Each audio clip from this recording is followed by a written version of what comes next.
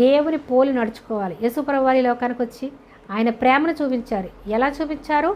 స్నేహితుడు ప్రాణం ఇచ్చుట కంటే స్నేహితుడి కన్నా ఇంకా ఎవరైనా గొప్పవాడు ఉన్నాడా అంటాడు.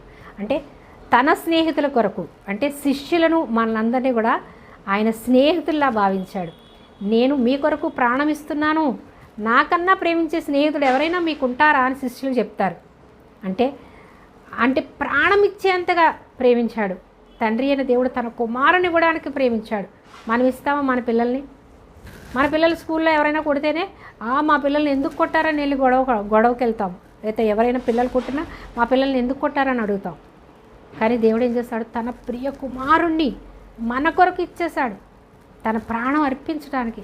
ఆ ప్రాణత్యాగం ఆయన రక్తమంతా మన కోసం ధారపోసాడు. తండ్రికి ఆహుతి చేశాడు తన రక్తాన్ని పాప పరిహారార్థ బలి.